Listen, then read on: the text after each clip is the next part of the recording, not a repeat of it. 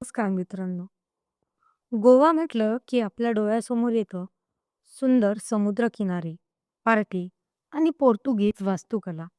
आणि त्या गोव्यात एक अशी जागा जिथे प्रत्येक दगड एक वेदनादायक इतिहास सांगतो. एक असा खांब जो फक्त दगड नाही तर शेकडो लोकांच्या यातनाचा साक्षीदार आहे. हा आहे हात कात्रो खांब. गोव्यात लाखो पर्यटक येतात, पण फार कमी लोकांना माहीत आहे की जुन्या गोव्यात एक असा खांब उभा आहे, ज्याच्याशी जोडलेला आहे एक भयानक आणि वेदनादायक कथा. लोक म्हणतात हा खांब म्हणजे हात कापण्याची जागा. इतिहासकार सांगतात हा खांब फक्त साधा नाही, त्यावर प्राचीन कन्नड भाषेतील शिलालेख सापडले. त्यामध्ये दयाज असा उल्लेख आहे. कदाचित भगवान शिवांशी संबंधित होता. यावरून असा अंदाज लावला जातो की हा खांब पूर्वीच्या सप्तकोटेश्वर मंदिराचा भाग असावा, एक पवित्र जागा जिथे भक्ती आणि श्रद्धा होती. पण 1471 साली बहमनी सुलतानांनी हे मंदिर उद्ध्वस्त केले. नंतर विजयनगर साम्राज्याने ते पुन्हा उभारलं. पण खरी शोकांतिका तेव्हा सुरू झाली जेव्हा पोर्तुगीज गोव्यात आले. त्यांनी हे मंदिर पुन्हा पाडलं आणि त्या मंदिराचे अवशेष वापरून चर्च बांधले आणि हा खांब एक वेगळाच करण्यासाठी वापरला गेला.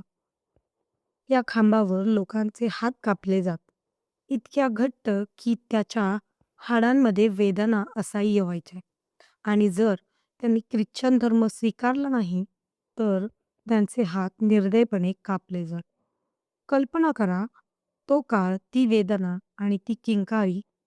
हा खांब आजही जणू त्या आवाजाने भरलेला आहे.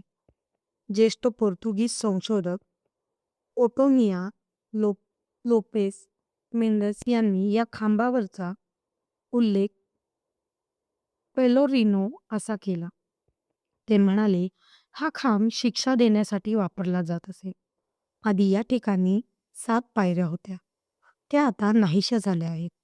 आज हा खांब सुमारे 3.5 फूट उंच चौथाऱ्यावर उभा आहे,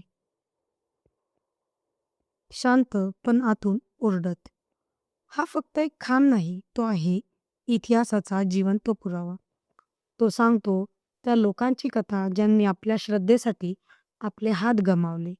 तो सांगतो अन्यायाची कथा आणि सहनशीलतेची ताकद.